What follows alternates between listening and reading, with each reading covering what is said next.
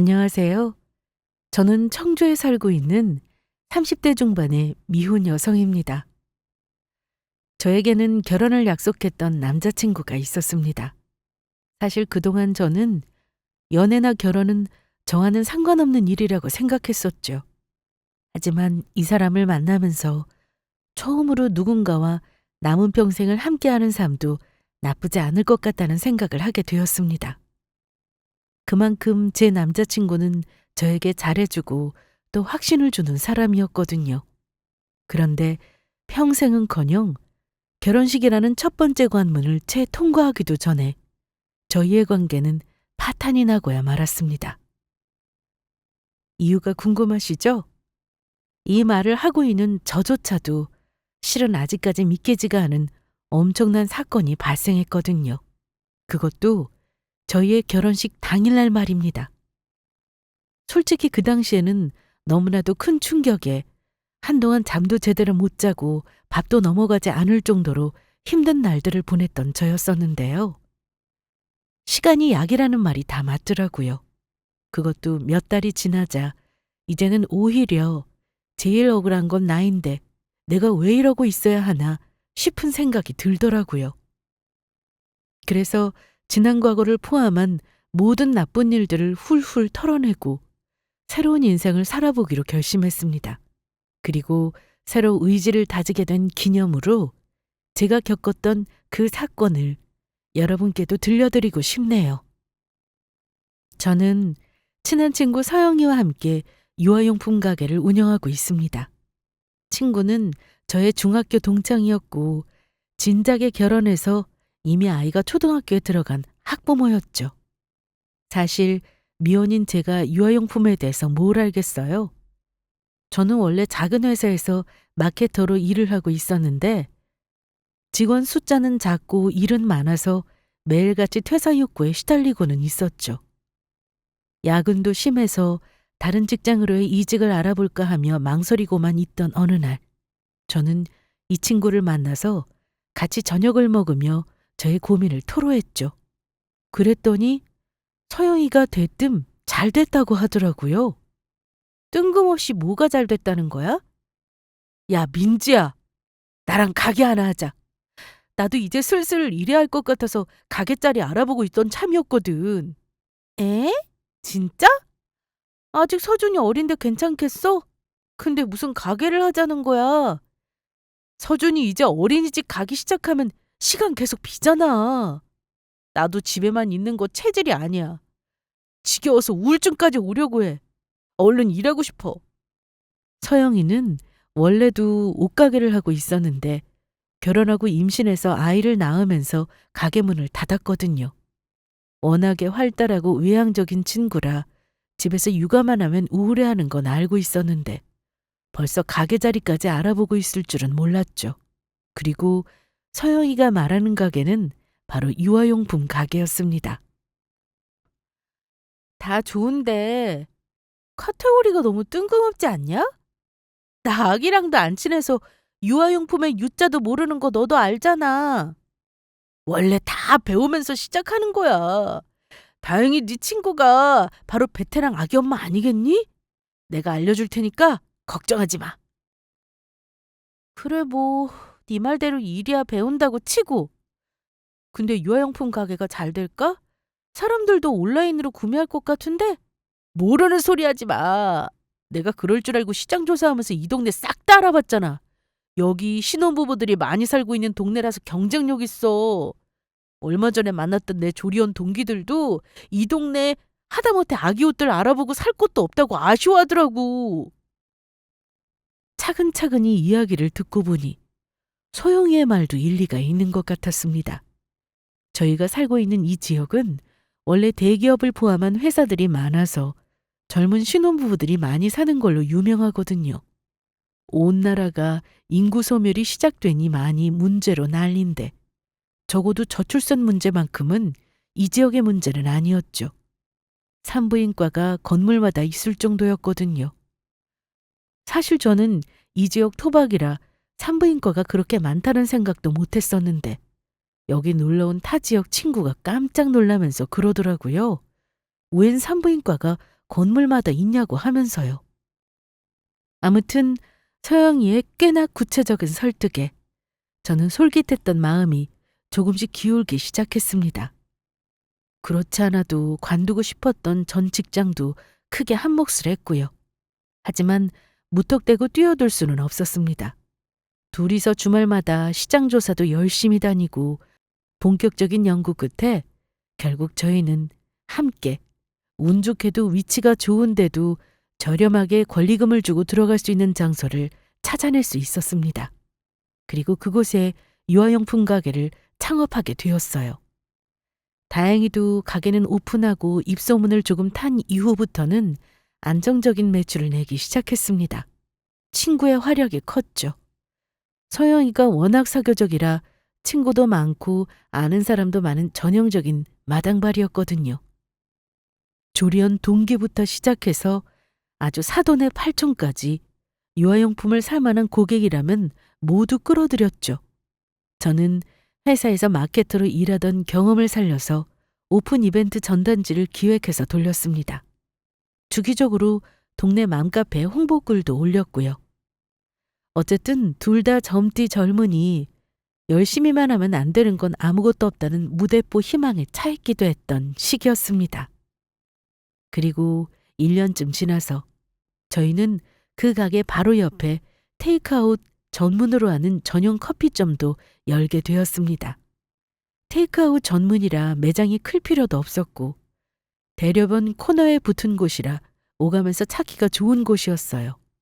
매장 인테리어로 전면 유리를 설치해서 가게 양쪽을 왔다 갔다 하면서 손님이 있을 때 적절히 대처할 수 있었고요. 마침 저희 가게 바로 옆이 비게 된 것도 어떻게 보면 엄청난 운이 따른 일이었죠. 아침에 한창 출근으로 사람들이 몰리는 시간대는 아르바이트생을 한 명 더 쓰기도 했습니다. 야근을 하지 않으니 회사 다닐 때보다 시간적 여유는 훨씬 많은데 그때보다 수입이 배는 많았습니다. 저는 그때 서영이의 말을 들은 게 정말 신의 한 수였다는 생각을 종종 하고는 했죠. 야, 이게 다 내 덕분인 거 너도 알지? 아이고, 안 그래도 감사하게 생각하고 있습니다, 김 사장님. 그래, 알고 있다니 다행이네요. 나 아니었으면 우리 박 사장님은 아직도 그 악덕 회사에 노예 같은 굴림을 당하고 있었을 거 아닙니까? 지금도 집에 못 가고 회사에서 야식으로 짜장면이나 시켜 먹으면서 말이에요. 안 그런가요? 그럼요. 당연한 말씀을요. 김 사장님이 제 생명의 은인이시죠. 서영이도 한동안은 입만 열면 어찌나 생색을 내던지. 저희는 가게 마감하고 재고 정리를 하는 주말밤이면 같이 맥주도 한 캔씩 하고 맛있는 배달 음식도 먹으면서 이런저런 지난 이야기들을 하며 같이 웃는 게 낙이었습니다. 그리고 좋은 일은 그것만 있는 게 아니었죠. 저는 여기서 남자친구를 만날 수 있었거든요. 무려 5년 만에 연애였어요. 남자친구는 우연하게도 저희 가게에 들렀던 손님이었습니다. 아마 아기가 이제 100일쯤 됐을 텐데 아기 옷은 어떤 게 좋을까요? 딸인가요, 아들인가요? 아들입니다. 네, 요즘 많이들 찾으시는 걸로 몇 개 보여드릴게요. 이쪽으로 오시겠어요? 키가 훤칠하니 커서 190은 다 되어 보이고 서글서글하고 잘 웃는 인상이 사람들에게 호감을 사는 얼굴이었죠. 그 손님은 본인의 친한 친구가 아기를 낳아서 선물을 사러 왔다고 하더라고요. 그날은 제일 비싼 걸로 옷을 4벌쯤 사갔죠. 그리고 정확히 이틀 후에 그 손님이 다시 또 매장을 방문했습니다. 이번에는 퇴근하는 길에 급하게 들렀는지 목에 깜빡하고 잊은 사원증도 걸고 있는 상태였죠. 저도 알고 있는 회사였습니다. 이 근처에 유명한 연구소 이름이 적혀 있었거든요. 이 지역 사람들이라면 모를 수가 없는 회사였어요. 어머, 또 오셨네요? 저번에 사갔던 옷을 다른 친구들도 보고는 다들 너무 마음에 든다 해서요. 몇 벌 부탁받아서 같은 옷을 더 사가려고 합니다. 그러셨구나. 그러면 저희야 너무 좋죠. 다른 옷들도 좀 보여드려요? 네, 부탁드릴게요. 저희야 사양할 이유가 없는 너무 좋은 일이었죠. 옆에서 같이 듣고 있던 친구가 신이 나서 재고를 찾으러 가게 뒤쪽 창고로 뛰어가더라고요. 그 사이에 저와 그 손님은 짧은 담소를 나누었습니다. 지나가면서 종종 봤었는데 그때마다 항상 손님이 많더라고요. 장사가 잘 되는 것 같네요. 의외로 손님들이 아기용품은 눈으로 직접 보고 사고 싶어 하시더라고요. 사이즈 같은 문제도 그렇고 아무래도 아기가 쓰는 물건이다 보니 실물을 봐야 안심이 되는 분들이 많으신 것 같아요. 아, 저는 오프라인 매장이 잘 안 될 거라고 생각했는데 오히려 그럴 수도 있겠네요. 바로 옆에 테이크아웃 카페도 같이 하시는 거죠? 네, 맞아요. 저희 커피 맛있으니까 다음에는 커피 드시러도 오세요. 그럴게요. 저 커피 좋아하거든요. 그러고 보니 근처에서 2호점도 본 것 같은데 맞나요? 사실 저희의 생각보다 가게가 잘 돼서 얼마 전에는 근처에 2호점을 냈었거든요. 2호점은 제 사촌 동생이 운영하고 있었고요. 최근의 일이었는데 벌써 그 소식까지 알고 계시는 게 신기하더라고요. 저는 동네가 넓은 것도 같아도 은근히 좁다는 생각을 했습니다. 손님은 제가 사원증에서 봤던 바로 그 연구소의 연구원이라고 하더라고요. 집도 근처라서 운동 겸 걸어서 출퇴근할 때도 많다고 하시면서요. 집에서 회사까지 출퇴근하는 구간 사이 저희 가게가 중간쯤에 딱 위치하고 있어서 거의 매일을 오가며 저희를 봤다고 했었죠. 그 뒤로 손님은 수시로 저희 가게를 방문했습니다. 본인은 아이가 없으니 선물의 대상과 종류만 자꾸자꾸 바뀌었죠. 직장 상사 아기 돌잔치 선물을 사러 오기도 하고 본인 조카 선물을 사러 오기도 하고요. 하다 나중에는 그냥 옆에 카페에 커피 마시러도 들리시더라고요. 거진 일주일에 두세 번은 얼굴을 보다 보니 친해지지 않을 수가 없었습니다. 어느 날 보니 저도 모르게 그 손님 오늘은 언제 오시나 하면서 기다리고 있었던 적도 있었습니다. 아기도 없는데 애쓴다 진짜. 갑자기 무슨 소리야? 내가 봤을 때 그 여자 너한테 관심 있는 것 같아. 틀림없어. 관심은 무슨 관심이야.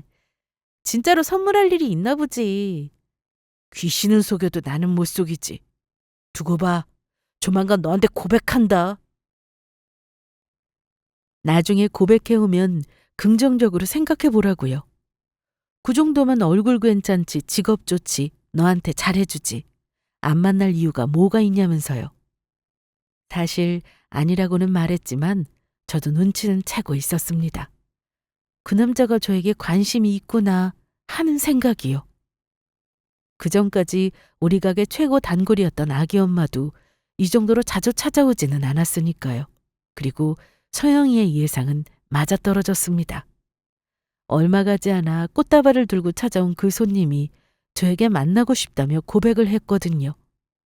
서영이의 말처럼 굳이 만나지 않을 이유도 없었고 오히려 저도 슬슬 정이 들렸던 상태였습니다. 아직 서로를 잘 모른다고 생각도 들었지만 30도 훨씬 넘은 나이에 언제까지 시간만 보내고 있을 수는 없다는 서영이의 말에 저는 일단 만나면서 알아가 보자는 생각으로 알겠다고 대답했죠. 그렇게 저희는 사귀기 시작했습니다. 그날 제 긍정의 대답을 듣고 남자친구는 어찌나 아이처럼 기뻐하던지 한동안 그 얼굴이 눈앞에 어른거릴 정도로 기억 속에 남았죠. 몇 년 만에 시작했던 연애는 TV 속에서나 보던 멜로드라마처럼 불타오를 정도로 뜨겁고 열정적이지는 않았습니다. 하지만 장갑 속 온기처럼 잔잔하고 따뜻했어요. 남자친구는 제가 부르면 열일을 제쳐놓고 달려올 정도로 저에게 잘해주었습니다.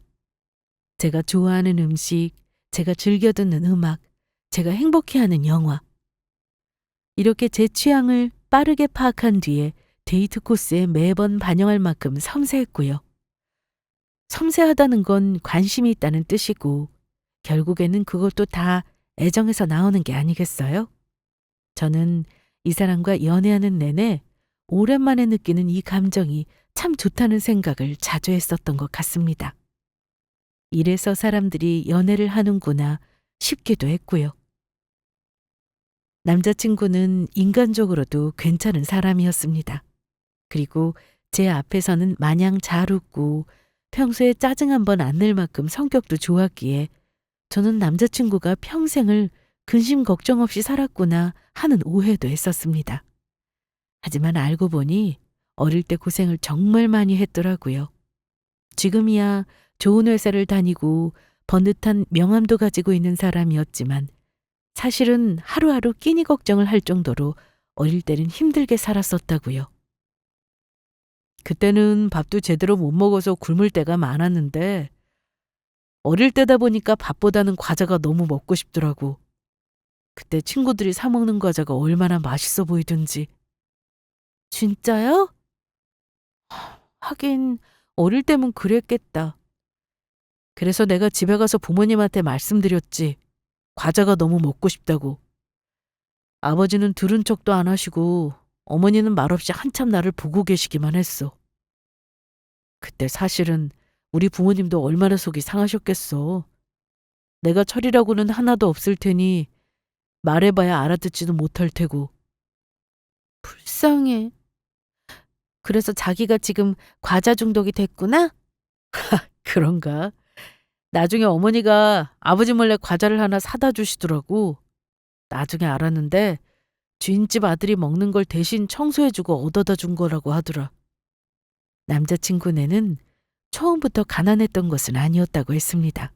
다만 아버지의 사업이 실패하고 엎친 데 덮친 격으로 너무나 가까웠던 삼촌이 남아있던 사업 자금을 모조리 빼서 도망가는 바람에 망하게 되었다고 했죠. 하루아침에 길거리에 나앉게 된 식구들은 그날부터 끝도 없이 찾아오는 빚쟁이를 피해서 도망다니는 신세가 되었다고 합니다. 그전까지는 고생이라고는 못해보고 살았던 어머니는 믿기지 않은 현실과 말도 못할 고생에 우울증까지 얻으셨다고 했고요.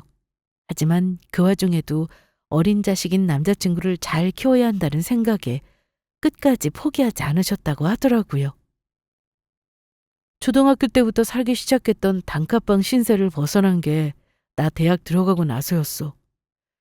그래도 반지하에서 옥탑방에서 저층으로 옮겨갔으니 그나마 나아지고 있었다고 해야 하나? 우와, 대학 들어갈 때까지 가족들이 전부 단칸방에 살았다고? 진짜 불편했겠다. 상상이 안 가지? 그래도 아버지 어머니 두 분 다 포기하지 않고 비가 오나 눈이 오나 일을 해서 이젠 빚도 다 갚았어. 거기다 나 대학 학비까지 내주셨으니 감사하지 뭐. 그 뒤로는 남자친구도 일을 해서 돈을 벌었고 얼마 전에는 본인이 모은 돈으로 부모님 집도 바꿔드렸다고 했습니다. 비록 좋은 집은 아니지만 부모님이 물을 틀면 자동으로 온수가 나오는 집에서 겨울을 보낼 수 있다는 것만 해도 너무 행복해 하셨다고 하면서요. 어려운 환경에서 자란 사람들은 자기도 모르게 비뚤어지기가 쉬울 텐데 남자친구는 힘든 형편 속에서도 반듯하게 자란 것 같아 너무나 대견했어요. 남자친구는 이제 다 지나간 옛일이라며 농담처럼 어릴 때 고생한 일화를 이야기해주고는 했지만 저는 그때마다 뭉클한 마음이 들었습니다. 그 사람이 참 안쓰러웠고 앞으로는 제가 곁에서 행복하게만 해주고 싶다는 생각도 했고요. 그리고 옛 사연들을 알게 되니 한편으로는 남자친구를 이해하는데 참고가 되더라고요. 가끔씩 작은 돈에 예민한 모습을 보일 때가 있었거든요. 지금은 연봉도 잘 받고 있고 평소에 큰 돈도 잘 썼으면서 본인의 예정이 없던 지출이 생기면 아무리 소액이라도 순간적으로 짜증이 나는 것 같았습니다. 처음에는 대체 왜 이러나 싶었는데 나중에야 이해가 가더라고요.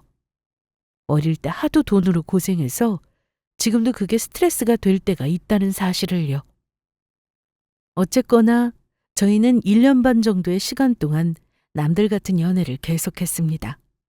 서로의 절친한 친구들도 소개를 받고 또 소개를 해주면서요. 저의 제일 친한 친구는 서영이었으니 자주 보는 건 말할 것도 없었죠. 가게에 오면 매일같이 보는 게 이 얼굴이었으니까요.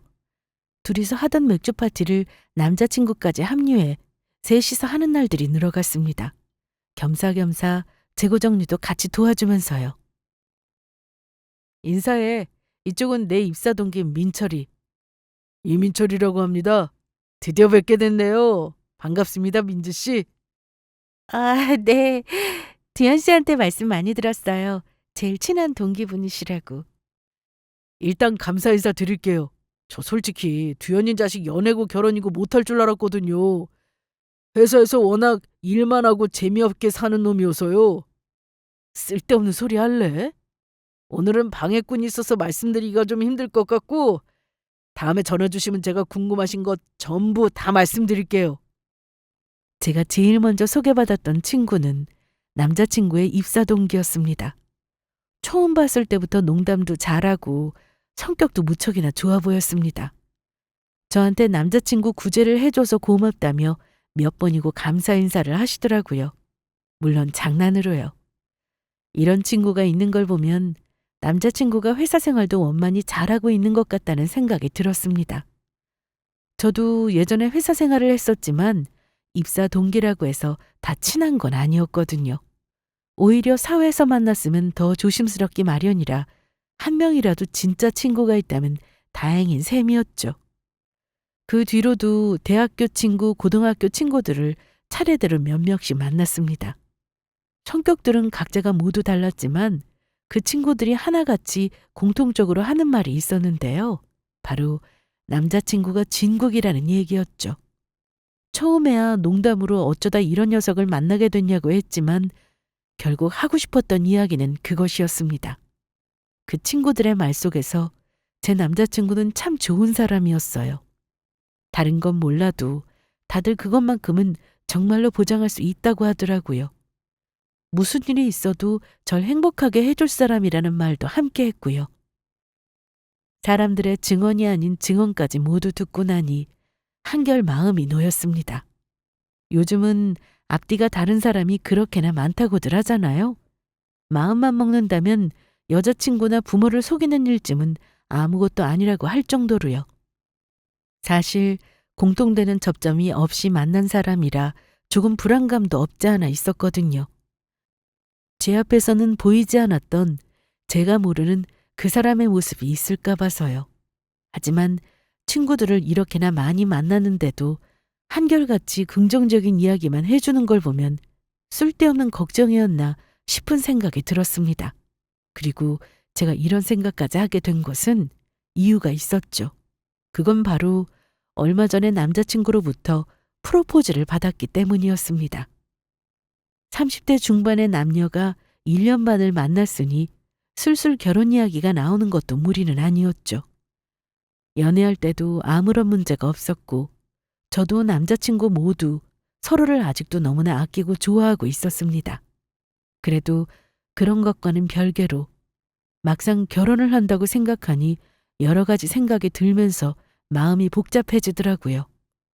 어쨌거나 친구들을 모두 만나고 나서야 안심이 되었습니다. 일단 우리 부모님 집에 한번 가볼래? 자기 부모님 댁에 가자고? 벌써? 민진이가 아직 마음을 못 정한 거 알아. 내 프로포즈를 받아들이든 아니든 상관없어. 자기가 준비될 때까지 나는 조금 더 기다려도 괜찮고. 그냥 부모님한테 한 번 좀 소개해드리고 싶어서 그래. 내가 너무 사랑하는 여자라고. 그전에는 한 번도 여자친구를 데려간 적이 없었거든. 부모님 집에 처음으로 데려가게 된 여자친구가 바로 제가 된다는 사실에 저는 조금 감동을 받았습니다. 그 정도로 저를 깊게 생각하고 있다는 건 정말 진심이라는 뜻이었으니까요. 남자친구의 말대로 저는 그때까지도 결혼을 망설이고 있었지만 일단 예비시댁에 인사를 드리러 가기로 결심했습니다. 일단 남자친구의 가족들을 만나보면 제가 하는 결심이 조금 더 수월해질 것만 같다는 생각이 들었거든요. 그리고 그 생각은 확실히 맞아떨어졌습니다. 안녕하세요. 어머님, 아버님. 처음 뵙겠습니다. 저는 박민지입니다. 아이고, 어서 와요.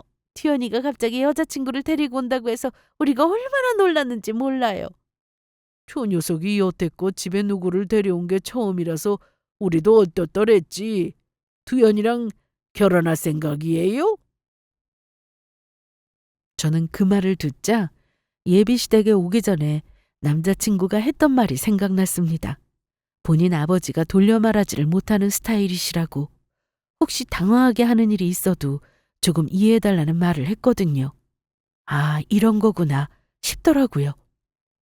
단도직입적으로 하시는 질문에 저도 조금 고민하다가 웃으면서 솔직하게 말씀을 드렸습니다. 아직은 조금 이른 것 같아서 고민 중입니다. 우선 두현 씨 가족분들부터 뵙고 싶어서 함께 오게 됐고요. 그래요? 대답이 시원시원해서 좋구만. 눈치 보면서 둘러대는 것보다 솔직하게 이야기하는 게 100번 낫지. 아유, 당신은 무슨 보자마자 그런 질문을 해요. 사람 당황스럽게. 아니에요, 어머님. 저는 괜찮습니다. 다른 것도 궁금하신 점 있으시면 뭐든 질문해 주세요. 혹시 술은 좀 마실 줄 아나?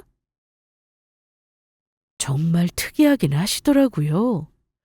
저는 첫날부터 예비 시아버지가 될지도 모르는 분과 함께 술상을 받게 되었습니다. 보통 인사를 드리러 간 예비 사위한테 권하는 경우는 있어도 예비 며느리에게 술을 권하는 경우는 잘 없는 것 같았는데 남자친구와 예비 시어머니가 당황해서 말리려고 하셨지만 저는 이렇게 친해지는 것도 나쁘지 않다는 생각이 들었습니다. 제가 술을 싫어하는 스타일도 아니었고요. 그리고 확실히 술을 주거니 받거니 하다 보니까 저와 남자친구의 가족은 빠른 속도로 친해지게 되었습니다. 술이 몇 잔 들어가니 솔직한 속마음도 얘기를 해주시더라고요. 부모 잘못 만나는 바람에 어릴 때 남자친구를 너무 많이 고생시켜서 미안했다고 하시면서요. 행복하게 웃는 모습을 잘 못 봤던 것 같은데 최근에 저를 만나면서 많이 행복해하는 것 같아서 부모로서 얼마나 기분이 좋았는지 모르겠다고 하시더라고요. 그러면서 마지막 소원이 있다면 제가 두현 씨와 결혼해서 둘이서 행복하게 잘 사는 모습을 보는 것, 그것뿐이라고 하셨습니다. 그렇게 예비 시댁에서 돌아온 이후로 저는 많은 생각을 하게 되었죠. 남자친구에게 들어왔던 것처럼 예비 시부모님은 너무나도 좋은 분들 같았습니다. 비록 아직도 예비 시댁의 형편은 그렇게 넉넉해 보이지는 않았지만 가족들끼리 정이 깊고 사이도 정말 좋아 보였고요.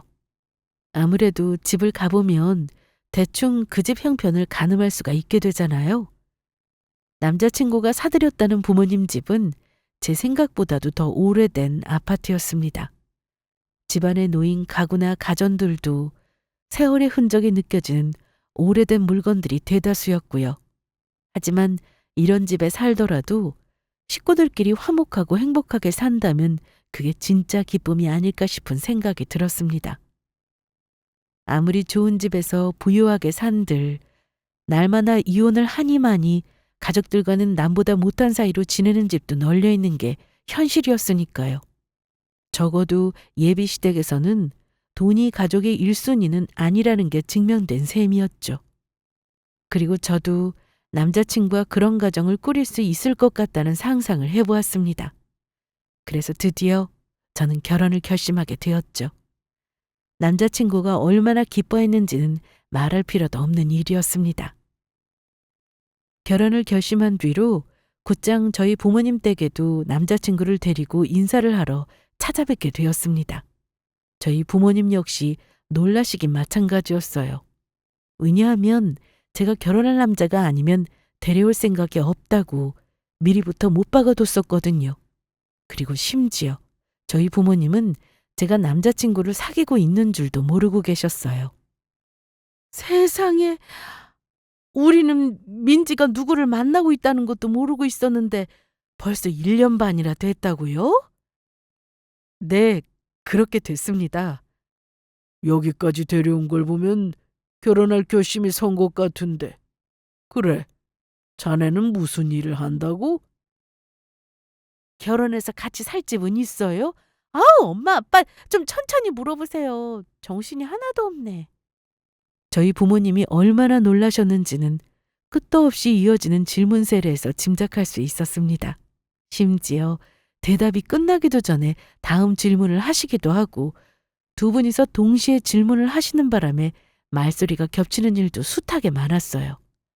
제가 질색을 하면서 두 분을 말렸지만 처음에는 잔뜩 긴장해서 얼떨떨하게 앉아있던 남자친구도 괜찮다고 오히려 저를 말리더라고요.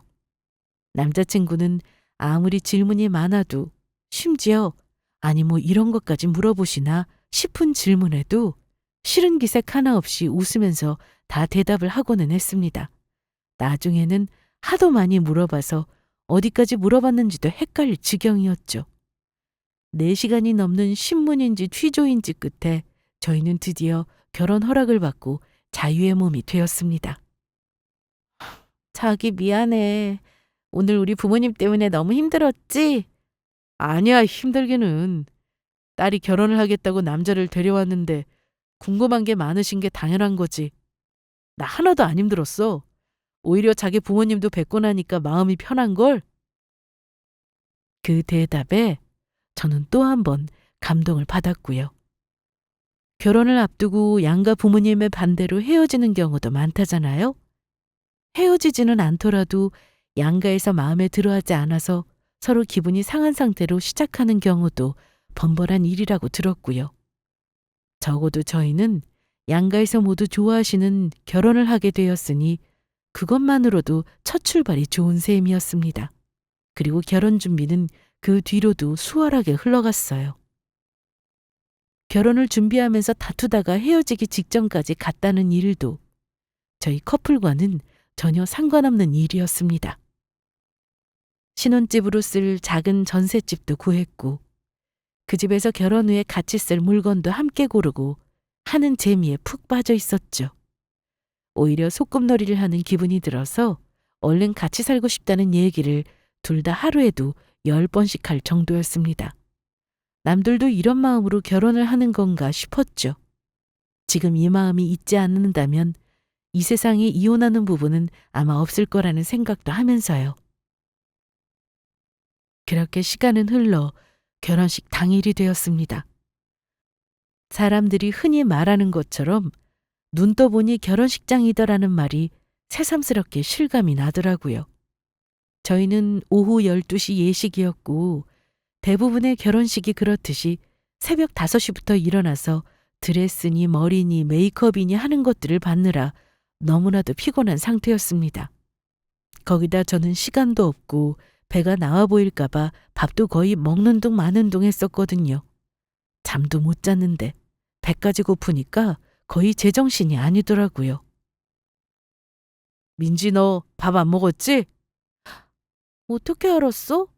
나 지금 배고파서 미치겠어.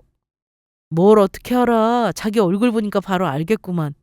있어봐. 내가 쿠키 좀 사다 달라고 부탁할게. 바쁠 텐데 됐어. 자기는 나가서 사람들 맞이나 계속해. 나한테는 너 챙기는 게 제일 중요한 일이야. 조금만 기다려. 신부 대기실에서 제 상태를 확인한 남자친구가 눈치 빠르게도 먹을 것을 구해오겠다고 하고 다시 나가더라고요. 그 뒷모습을 보는데 어찌나 든든하던지. 역시 다른 건 몰라도 저 사람이랑 같이 살면 앞으로 제가 굶어 죽을 일은 없겠다 싶은 생각이 새삼 들어서 킥킥거리며 웃고 있었죠. 슬슬 빨리 오는 친구들이 식장에 도착해서 신부 대기실로 하나둘씩 들어오고 있었습니다. 그리고 저는 그때까지도 불과 잠시 후에 벌어질 엄청난 일을 하나도 모르고 있었죠. 곽두현 씨랑 결혼하시는 박민지 씨 맞으시죠? 네? 아, 네. 제가 맞는데 누구시죠? 처음 뵙는 분 같은데. 신부 대기실로 들어온 건 쿠키를 구하러 간 남자친구도 아니고 먼저 오겠다던 절친도 아니었습니다. 저는 난생 처음 보는 모르는 남자분이었어요. 심지어 질문도 이상했죠. 곽두현 씨랑 결혼하시는. 그건 제가 아니라 남자친구의 지인이라는 말같이 들렸거든요. 제가 본인이 맞다고 하자 그 남자분은 성큼성큼 걸어 들어와 제 앞으로 커다란 서류 봉투 하나를 내밀었습니다. 이게 뭐죠? 열어보시면 아실 겁니다. 곽두현 씨에 관해서 꼭 아셔야 할 게 있어서요. 제 남자친구요? 네, 먼저 보시고 나서 제가 저놈의 실체를 알려드릴게요. 저는 그 말에 당황해서 급하게 봉투를 열었습니다. 그리고 안에 있는 내용물을 모두 꺼냈죠. 서류 봉투 안에 있던 것은 조기 수십 장은 되어 보이는 사진들과 글자들이 빼곡하게 적혀 있는 서류들이었습니다. 저는 우선 사진부터 집어들어 확인을 했어요. 온통 제가 모르는 여자들과 남자친구가 함께 있는 사진이었습니다. 심지어 한두 명도 아니었어요. 못해도 7, 8명이 넘는 여자들이 남자친구와 다정하게 팔짱을 끼고 있는 모습이 누가 봐도 연인인 것처럼 보였습니다. 저는 바로 사진을 내려놓고 뒤에 있던 서류들을 확인했어요. 그 서류들에는 남자친구의 신상에 관한 모든 정보가 낱낱이 들어있었습니다. 말하자면 누가 의뢰해서 제 남자친구를 뒷조사한 것 같은 내용이었어요. 이게 대체 뭔가요? 이 여자들은 다 뭐고? 당신이 곽두현에 대해서 아는 건 전부 거짓입니다. 이름이랑 친부모 빼고 전부 다예요. 그게 무슨 말이에요? 상세히 말해주세요. 사진은 곽두현이 결혼하자면서 사기를 치고 다녔던 전 여친들이에요. 전부 다 최근 5년 안에 찍힌 것들이고요. 그 자식이 제비짓하면서 그 여자들한테 뜯어낸 돈이 얼마인 줄 아세요? 무려 6억이에요, 6억. 뭐라고요? 제비짓이라고요? 곧이어 저는 그 남자를 통해 제 귀로 듣고도 믿을 수가 없는 진실들을 전해 듣게 되었습니다. 그동안 제 남자친구인 곽두현은 말 그대로 사기꾼의 제비 인생을 살았다고 합니다. 그 인간이 망친 여자들만 해도 이렇게나 많았고요. 일평생 멀쩡한 직장을 다니며 제 손으로 제대로 된 돈 한 번 벌어본 적이 없는 놈이라고 하더라고요.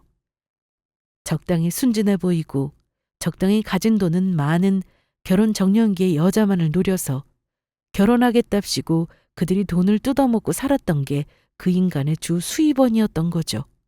당연히 지금 다닌다고 저에게 말했던 회사도 모두 거짓이었습니다. 다른 여자들에게도 한결같이 직장명만 바꿔가며 그런 식으로 사기를 쳐왔고요. 저는 그 자리에서 소름이 돋고야 말았습니다. 그럼 지금까지 저에게 보여줬던 증거들은 다 뭐란 말이었는지. 저는 회사 사원증도 봤었는데요. 명함도 받고 직장 동기라면서 제가 봤던 친구들도 있었어요. 회사에 직접 들어가 보신 거 아니잖아요. 그냥 그 인간이 보여주는 사원증에 명함만 보기만 하신 거 아니에요? 그건 사기꾼이 얼마든지 조작해서 만들 수 있어요. 아마 직장 동기라는 친구 놈들도 같은 사기꾼들일 겁니다. 곽두현이 다른 여자들에게도 똑같이 썼던 수법이었어요. 기가 막히더라고요. 듣고 보니 저는 그 사람에 대해서 정말로 법적인 실체를 확인한 게 아무것도 없다는 생각이 들었습니다. 하지만 다들 그렇지 않나요? 사원증에 명함까지 파서 거짓말을 하고 다닐 거라는 생각을 보통 사람들은 하지 않는 게 정상이니까요. 저는 그 자리에서 다리가 풀려 주저앉고 말았습니다. 알고 봤더니 같은 회사 동기라는 인간들도 전부 다 사기꾼 친구들이었던 겁니다. 어디 그뿐일까요? 나중에 알게 된 사실이지만 오늘 식장에 왔던 하객들도 청첩장 모임을 하며 저에게 소개시켜줬던 친구들도 전부 다 아르바이트 고용한 모르는 사람들이었던 겁니다. 결혼식장에 와 있는 수많은 화환들마저도 전부 다 본인이 직접 돈을 주고 주문한 것이라고 하더라고요. 제게 이 서류 봉투를 전달하라고 시킨 사람은 제 남자친구의 전 여자친구 중 한 명이라고 합니다. 그걸 여자친구라고 해야 할지. 정확하게는 결혼을 할 것처럼 꼬드겨서 돈을 뜯어냈다는 그 불쌍한 피해자 중에 한 명이었죠. 다행히 그 여자분은 돈을 뜯기자마자 사기 사실을 알게 되었고 법정 소송을 통해서 돈을 모두 받아냈다고 합니다. 하지만 돈을 돌려받았다고 해서 모든 게 끝난 건 아니었죠. 그 여자분은 그 뒤로도 분이 안 풀린 나머지 곽두현이 어떻게 살고 있나 계속 지켜봐왔다고 하시더라고요. 그런데 최근에 그 인간이 결혼을 하게 됐다는 소식을 듣게 되었다는 겁니다. 또 다른 불쌍한 인생을 구제하기 위해서 그분은 저에게 이 모든 사실이 담긴 서류 봉투를 보내게 되었다고 하더라고요. 이 일을 어디서부터 어떻게 수습을 해야 할지 저는 제 눈앞에 갑자기 들이닥치게 된 이 잔인한 현실에 정신이 하나도 없었습니다. 그 와중에 신부 대기실에는 자꾸 친구들이 몰려들기 시작했어요. 예식 시간이 가까워져 오면서 하객들이 하나둘씩 들어오기 시작했던 겁니다. 저를 축하해 주러 식장에 온 제 친구들의 얼굴을 보자 저는 왈칵 눈물이 터지고야 말았습니다. 야, 민지야, 무슨 일이야? 너 왜 그래? 서영아, 나 어떻게 하면 좋아? 무슨, 너 왜 그래? 무슨 일 있어? 어디 아파? 저는 그때 마침 타이밍 좋게도 신부 대기실로 찾아온 서영이를 보고는 통곡을 하기 시작했습니다. 너무 당황한 서영이와 친구들이 무슨 일이냐며 기겁을 하고 제 주위로 몰려들었죠. 그리고 서영이가 제 옆에 있던 사진들을 주워들었습니다. 그 속에는 서영이도 알고 있는 얼굴이 있었고요. 당연히 제 남자친구였죠. 곧 자초지정을 듣게 된 서영이가 기겁을 하면서 밖으로 뛰어나가 저희 부모님을 모셔왔습니다. 그리고 저는 그 자리에서 바로 경찰을 불렀어요. 5분도 되지 않아서 예식장에 경찰이 출동했던 기억이 납니다. 경찰은 사기 행위에 가담한 하객 알바들과 그 인간의 친구라고 예식장에 온 사기꾼들을 모두 잡아들였습니다. 그리고 그 자리에서 증거와 진술을 확보했죠. 오늘 이 자리의 주인공이었던 곽두현을 포함해서요. 이게 무슨 일이야? 민지야, 너가 경찰 부른 거야? 민지 이름 부르지도 마! 이 인간 말종 사기꾼 자식아! 도대체 그게 무슨 말이에요, 서영 씨? 그 인간은 경찰에 끌려가면서도 아직까지도 이해를 못하겠다는 얼굴로 뒤를 돌아보며 저를 애타게 불렀습니다. 이게 대체 무슨 일이냐고 저희 부모님께 항의를 해오는 예비 시부모의 모습도 보였죠. 저도 진술을 위해 경찰서로 같이 이동하기 직전 한마디 남겼습니다. 저 인간이 하고 다니는 짓 알고 계셨어요? 설마 지금까지 몰랐다고 하신 건 아니겠죠? 그리고 아는데도 두 분이 지금 연기하시는 거라면 너무 소름 끼치네요. 여기서도 할 말은 없고 자세한 이야기는 경찰서 가서 하시죠. 그 결혼식장이 생긴 이래로 결혼식 직전에 신랑 신부를 포함한 하객들이 경찰서로 이동하게 된 건 처음 있는 일이었다고 합니다. 물론 경찰서에 갔다고 일이 순조로웠던 것은 아니었습니다. 그 인간은 처음에는 절대 그런 일이 없다며 펄쩍 뛰며 당장이라도 숨이 넘어갈 것처럼 억울하다고 부인하더라고요. 하지만 시간이 조금 더 걸릴 뿐이었지 그 인간이 인정하지 않는다고 해서 있는 일이 없는 일이 되는 것은 아니었습니다. 특히나 범죄 기록이 이미 남아있는 상태에서는요. 그 인간에게는 전 여자친구에게 소송을 당했던 기록들이 고스란히 남아있었거든요. 그리고 제가 듣게 된 자세한 속사정은 이러했습니다. 마지막 여자친구와 헤어지고 난 이후로 또 다른 먹잇감을 찾아 돌아다니던 그 인간은 우연하게도 저를 발견하게 되었다고 하더라고요. 장사가 잘 되는 그러면서도 젊은 미혼 여자가 사장을 하고 있는 가게만을 찾아 돌아다녔던 거죠. 돈 많은 여자를 물어야 뜯어낼 게 있을 테니까요. 그리고 저는 적당히 가게도 잘 되는 것 같았고 모은 돈도 꽤나 풍족한 것 같아서 저를 선택하게 되었다고 하더라고요. 하지만 막상 연애를 시작해보니 생각보다 제가 괜찮은 사람 같았고 본인을 너무나 좋아해 주는 게 눈에 보여서 마음이 흔들렸다고 합니다. 그러다가 들었던 생각이 이 집도 슬슬 지겨운데 이제 한 여자한테 진짜로 결혼해서 정착하는 것도 나쁘지 않겠다는 생각을 하게 됐다고요. 거짓으로 말했던 회사야 결혼하고 얼마 되지 않아서 대충 핑계를 대서 관뒀다고 둘러댈 참이었다고 했습니다. 그리고는 제게 얹혀서 가게 하늘을 더 내든지 제 일을 돕든지 하면서 살 생각이었고요. 내가 잘못했어. 근데 나 너한테는 정말 진심이었어. 민지야, 너도 알잖아. 내가 너한테 정말로 잘해줬었잖아. 기억 안 나? 나한테 진심이었는데 왜 난 너에 대해서 아는 게 하나도 몰랐을까? 너 나한테 사실대로 말한 게 있기는 한 거야? 그건 차차 말하려고 했었어. 진짜야. 결혼하고 나서 적당한 기회를 봐서 정말 말하려고 했어. 나도 너한테 속이고 있는 게 너무 찔려서 계속 마음이 불편했다고. 아마 저 말까지도 거짓말이겠죠. 거짓말이 아니라고 해도 달라질 건 하나도 없었고요. 예비 시댁 식구들도 모두 한 통석이었습니다. 조사를 해보니 그 식구들도 사기 전가가 다들 화려하더라고요. 어쩌면 그렇게 눈 하나 깜짝 않고 사람 좋은 연기를 할 수 있었는지. 저는 경찰이 오기 직전까지도 그 태연했던 얼굴들을 떠올리자 다시금 소름이 끼쳤습니다.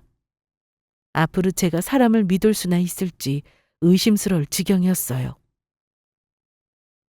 경찰 조사 후 그 인간과 연루된 사기꾼들은 모두 검찰로 송치되었습니다. 당연한 일이었죠. 사건이 검찰로 넘어가면서 저희는 변호사를 선임했고 나중에 합의금을 받아냈습니다. 결혼식에 들어갔던 모든 비용과 변호사 비용까지 포함해서요. 그 인간과 가족들은 지금 교도소에서 죗값을 치르고 있고요. 모든 일이 끝났음에도 분이 풀리지 않아 저에게 서류 봉투를 보냈던 그 여자분에게 문득 연락을 하고 싶어지더라고요. 저는 그때 남자분이 주셨던 명함을 통해 연락을 했지만 만날 수는 없었습니다. 다만 그냥 본인 같은 피해자가 생기지 않길 원했다고 하시면서 다행이라는 한마디만 남기셨더라고요. 저는 성도 이름도 모르는 그분에게 감사하다는 말을 전했습니다. 그분이 저의 인생을 구원해 준 거죠. 한편으로는 저도 누군가의 인생을 구할 수 있다면 그렇게 해야겠다는 다짐을 하게 되었습니다. 너무 많은 일이 있었지만 오히려 결혼을 결심했던 사람보다 얼굴조차 본 적이 없던 타인이 때로는 저를 구원할 때가 있더라고요. 여기까지 들어주셔서 감사합니다.